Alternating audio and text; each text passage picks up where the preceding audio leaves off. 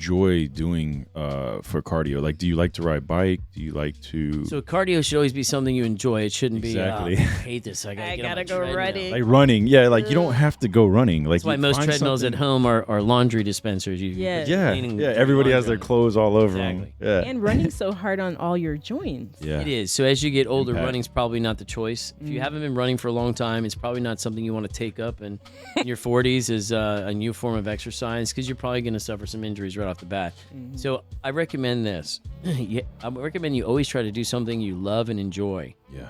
You don't want to Cardio. tie your physical fitness to pain, discomfort, hate, because you're less likely to do it. Embrace it. Love it. There's a lesson in there, too. Chris is a huge believer in the Peloton. Yeah. He loves the I'm a big Peloton. cardio man. guy. I've had that Peloton for Dude. 4 years now, almost. Nice. Yeah. We need to have them You don't sponsor use this it show. for your clothes. COVID made No, Peloton. absolutely not. I used it Hang this up morning. your Man, he clothes. loves it, man, because Yeah. he works from home too. Like he's Yeah, IT. I work from home.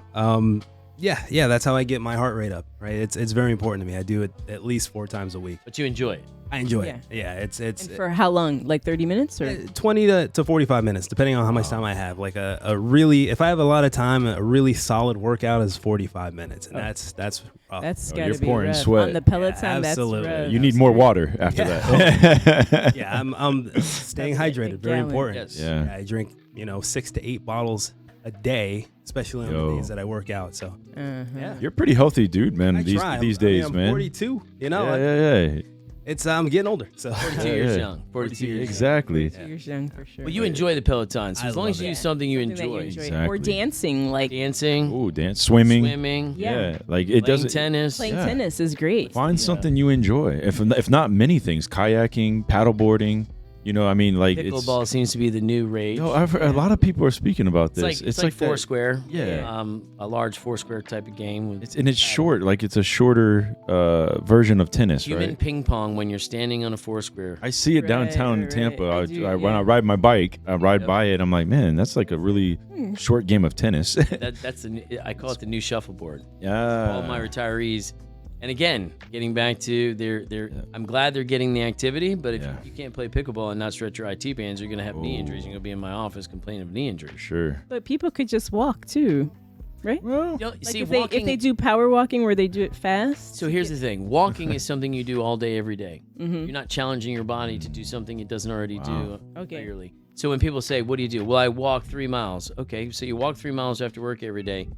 Do you walk 3 miles during the course of your day? If so, all you did is extend your day. You're not actually exercising. You're engaging in activity. Your body. So, like for instance, the P90X. There was something out there a few years back. P90X. Oh, I the reason love why that. that was Was so popular is it had one day you were doing Taibo, one day you're doing aerobics, one day you're doing also Pilates. confusion. Confuse the body into Yeah. doing something different every time, and it doesn't acclimate. I have triathletes come into my office, and if you saw them walk in the door, you would never think in a million years these are athletes of any kind, let alone triathletes. Yeah.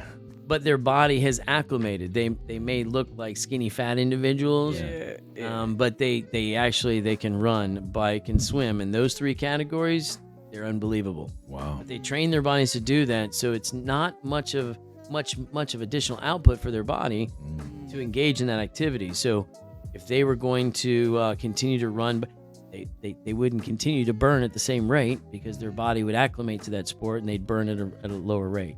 So the idea is to always do something hard, challenge your body every day to do something physically hard, and if you do, and make sure you stretch afterwards. Thank those muscles. Before Remember and their after. friends. Never before. no, That's- never only when the muscles are and warm. by the way, never ever ever stretch before you work out or load a muscle. That's wow. how injuries happen. Oh wow. And the reason that is because everyone that stretches and they do static stretches, you're going to tend to overstretch, so the muscle will contract just a little bit, and then you're going to load a contracted muscle. That's how you tear it. For example, is the guy that's doing the hamstring stretch before he's running the 100-yard dash. He's stretching that muscle instead of just running in place, doing jumping jacks, telling the brain to put blood and oxygen in that muscle. He's stretching it. He overstretched it just a little bit. He puts his feet in the squares there, and bam, he takes off, and within 25 yards, he's grabbing his hamstring. He tore it because he tried to load it, and it was already a little bit contracted. So that's a myth. Man. Never ever stretch before you load. Okay.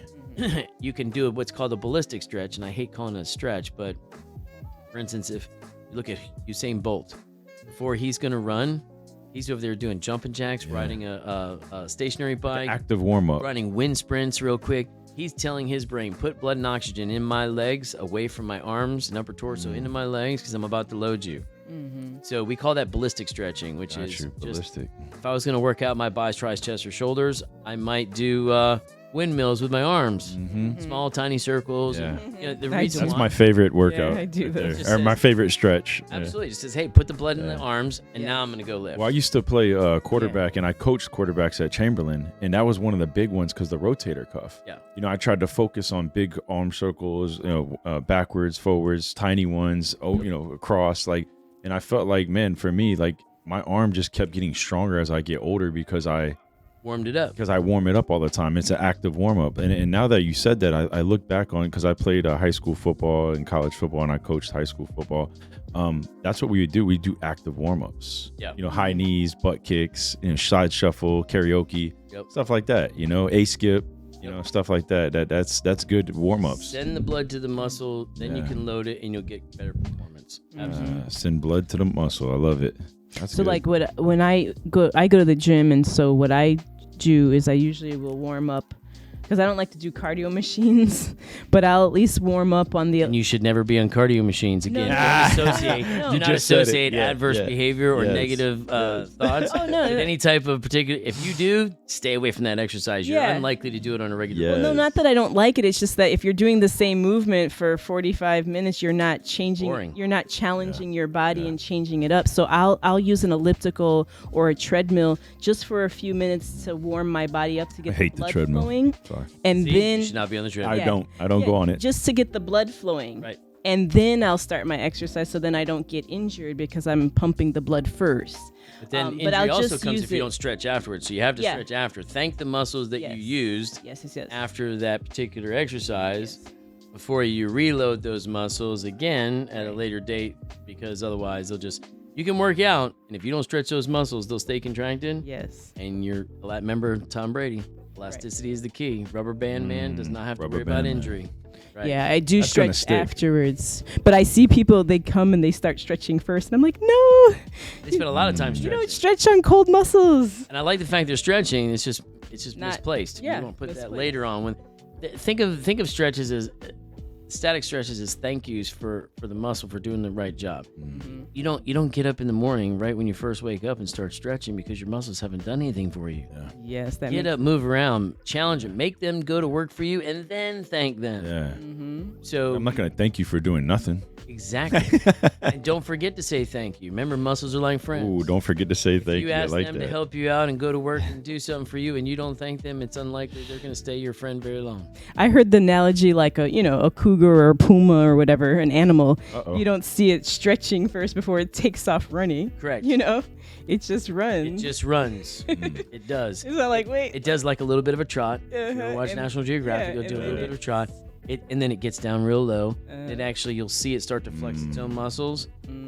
That's the same thing. The animal's telling its body, its brain to send the blood and oxygen to those legs, and then it just takes off.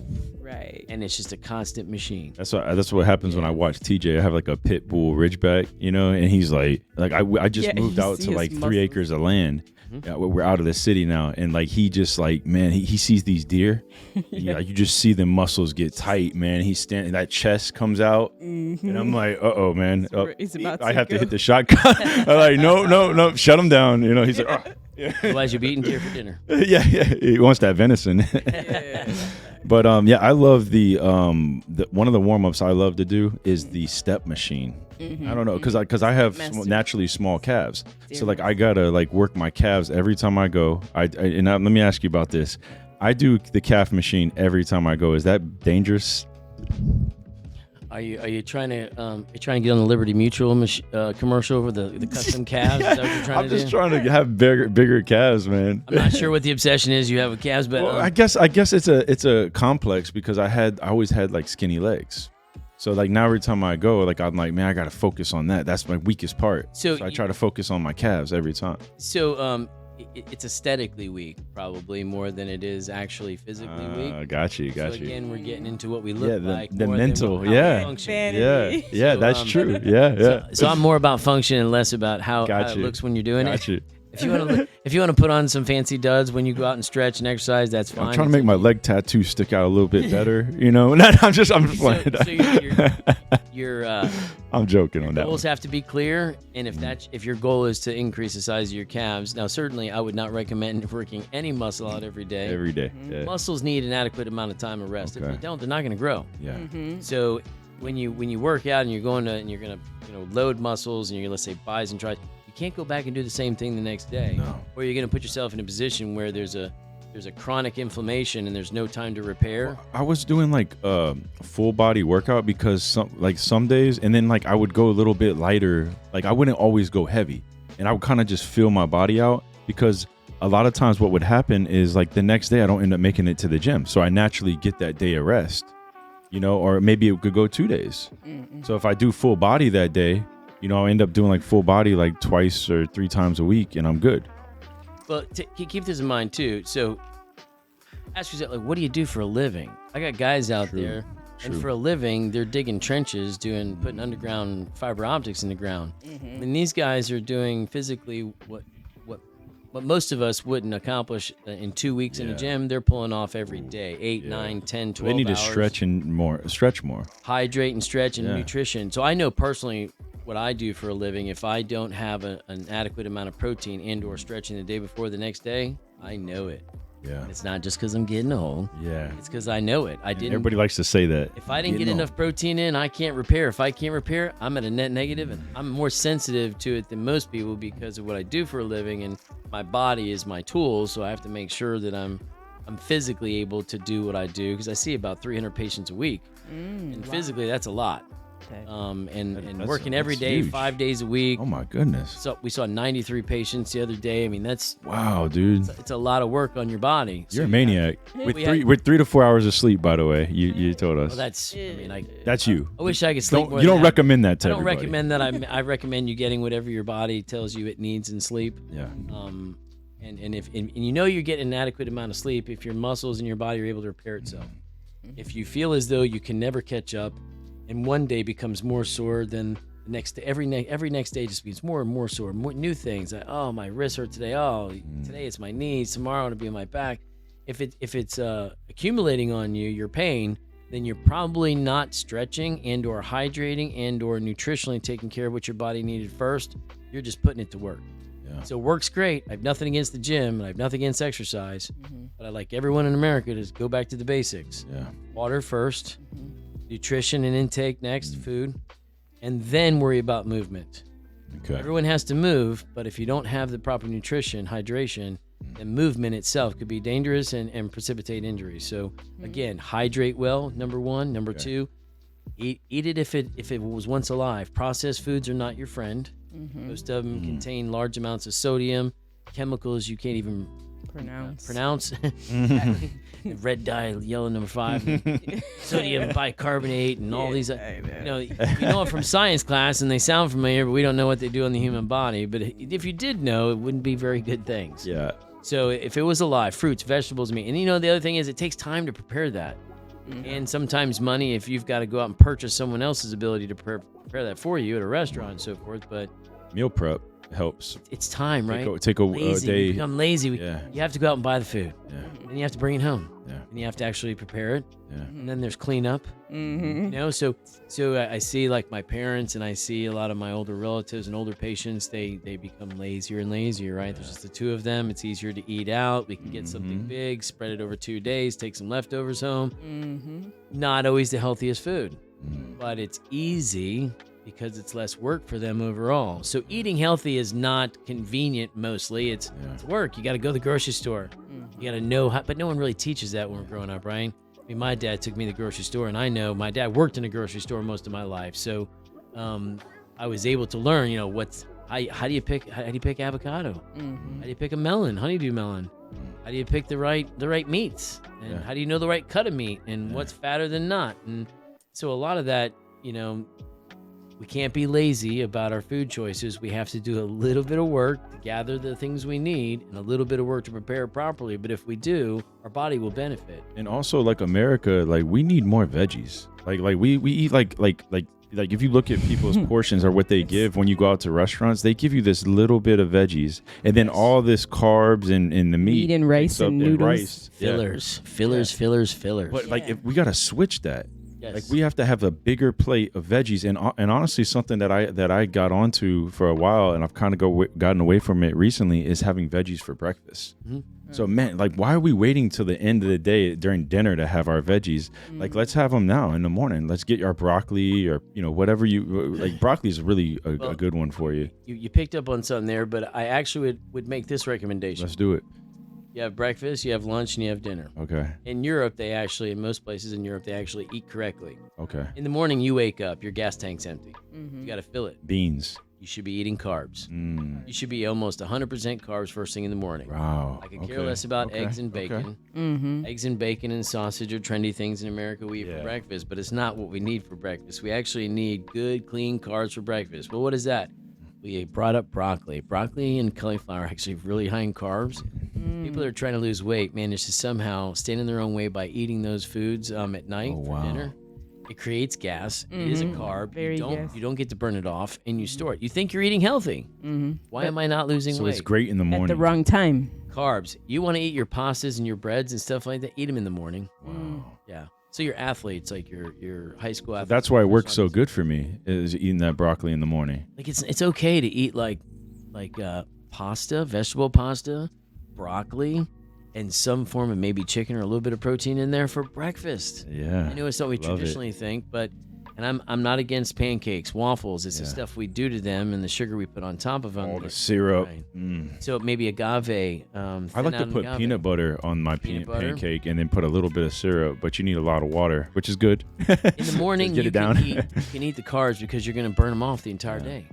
So you don't have to worry about should I eat that muffin or should I eat that pancake? Should I have that waffle? The best time to eat bad is in the morning. Enjoy your meal. Enjoy your breakfast. Most people skip breakfast because breakfast is always things we don't like. So many people skip breakfast. Like I mean, that's like a lot of people. A lot of people, coffee is. And I'm like, breakfast. bro, you gotta have a big breakfast in the morning. Guilty That's of what that. gives you. See, Guilty. I do fast and cardio a lot too, which is probably really bad, right? So I will wake up and before I eat anything, I'll have water and maybe a coffee, and I'll hop on the bike.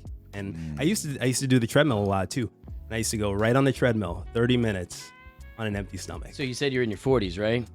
Yeah, I'll be 42 in March. Okay, so this is a little interesting factoid. 98% of all heart attacks and stroke happen before 10 a.m. No one should be working out with high intensity before 10 a.m. Really? Yeah, it's not. You're not really good at delivering blood and oxygen first thing in the morning when you wake up. Okay. What? So because of that, first thing in the morning is not the recommended time. It's a myth that you're supposed to work out first. They always used to say, work out first thing in the morning, burn more calories.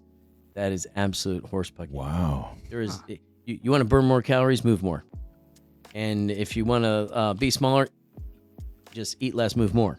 But first thing in the morning, when you work out, the best time to put nutrition in your body is right after a workout. So what I would do is I would probably get up. I would probably, for breakfast only, I would eat breakfast and I wouldn't be working out before that meal. However, in the afternoon, the best time to work out is going to be in the afternoon. Okay. Oh. Your body's really good at delivering blood and oxygen.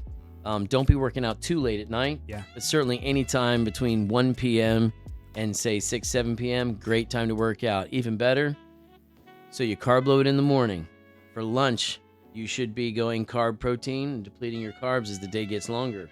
When it comes to dinner, you should be eating only protein.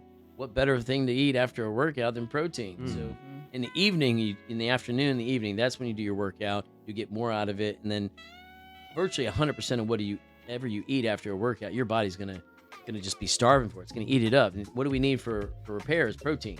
So 30% of your RDA is what you need just to get you back to square one where you were. What's that acronym? RDA? What's that for? Recommended daily allowance. Okay. Yeah. So if you don't have enough protein, you don't take enough protein in a single day, your body won't actually be able to repair itself properly. You'll end up accumulating a net negative effect.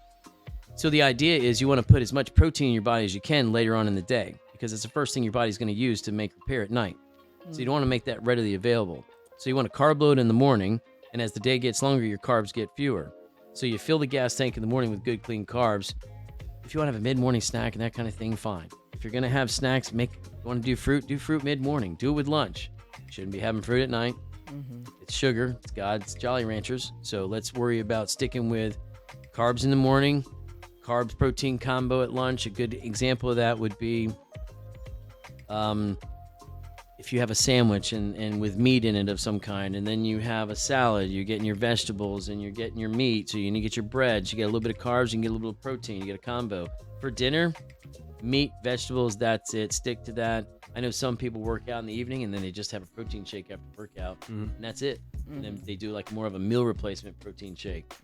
So that's how we should eat. We should be eating carb load in the morning, depleting it throughout the day, and making dinner primarily just protein. That in itself would change the way a person feels and looks. Also, fasting. Everybody's doing this fasting, right? So you need to understand that the concept of fasting is that we don't generally stop or change our input of food. But as we get older, our ability to metabolize that food slows down. Not only that, but the things we can eat can also slow down our metabolism. So it basically, intermittent fasting gives your body's GI tract time to catch up. So, a long time ago when I first started out, I interned in an office where they did clonic irrigations. And the patient would come in, we'd weigh him and things like that. And we had this one patient, I never forget, he came in and he looked like the typical, beer-bellied, overweight, 50s patient that isn't really physically active, eats a lot, maybe drinks a lot of beer, and ended up coming in the office. And from the time they entered to the time they left, and this is clonic irrigation, is just an irrigation of the colon. Basically, you're just putting a garden hose up there, so to speak, and cleaning the patient out. 15, 16 pounds in 45 minutes. That's how much fecal matter was in the GI tract. Right. That's incredible. So if you fast, you can allow that peristalsis, that movement of fecal matter to go through the intestinal system and come out in a relatively acceptable time frame, so that you're not backing yourself up. Wow. Which is what most people do. We don't stop we eat because it's the time of day and we're supposed to eat. We don't eat necessarily just because we're hungry. Yeah. Because if we only ate when we were hungry, we'd probably eat less. Yeah. But we don't. We look what value I have. I got this 64-ounce soda, which is a greater value than that 16-ounce bottle of water. I've got more volume. Yeah. Even though the content's suspect. It supersized me, right? There was a great movie. Oh, I remember that. Documentary, Supersized Me. Yeah. I recommend everybody. Yes. And nothing against McDonald's, but it again goes back to the fast food I mentioned earlier. Some foods that we eat have a perception of actually being food. However, because of the way they have to store it, manufacture it in large quantities, those foods have been altered. And you'll see online, you could probably look up, they took a Big Mac or a hamburger, rather, a cheeseburger, stuck it in a drawer, left it there, came back 5 years later. Oh my God. It still looks the same. It looked exactly the same That's as disgusting. when they first opened. They actually took a picture, opened it, took a picture, put it in the drawer, then 5 years later, 5 years later, forget, take it, open it up again, look exactly the same. How does that happen? Oh, Bread in my kitchen goes so bad bad. over a week, right? I have to go buy new bread. I have to buy new food. How does this food? So again, there's an illusion of health in a lot of things we eat when they're processed and manufactured, and we purchase them as a package deal through a fast food outlet. wow. So if you can go to Pollo Tropical or Chick-fil-A or something like that, Boston Market, although it's faster made food, it's actual food. It's actual chicken and vegetables and things like that. Much better option. Fasting also helps you practice like self-discipline, Control. self-control. So it's good for us to take over and have that and take our control back instead of just letting the food control us. So that goes to emotional eating. So a lot of people eat Emotional disorder. So there's two chemicals that are produced in your brain, leptin and ghrelin. One tells you you're full, one tells you you're hungry. Some people can produce too much of one, not enough of the other. Wow. And so you say, well, they have the fat gene. Well, they really don't have the fat gene. Right. They just have a chemical imbalance and it may be congenitally manifested. It may be, generational, but for the most part, it's an inability to produce those chemicals in the right amount or quantity at the right time that allows you. So sometimes you have to be a little smarter than your brain, and you have to override that natural hormonal instinct or chemical instinct to eat or slow down and stop. And so fasting does allow you to wait, am I going too fast? Am I eating too much? And it allows you to kind of control, like you said, kind of take back control from your brain's chemicals as to when and how you're going to eat. If you just make that conscious decision, I'm only going to eat this much in a 24-hour period. I'm going to fast between this and this. Yes, you can. And it will help you in other aspects of your life as well to take your control back. Yes. You know, so that's what's really cool about that, spiritually, I'm sure emotionally. Oh, yeah. All that way. Hey guys, thanks for tuning in. You can catch all of our episodes on YouTube and Spotify at Better Gents Podcast, and follow us on Instagram, TikTok, and Twitter at Better Gents Pod. Thank you and take care.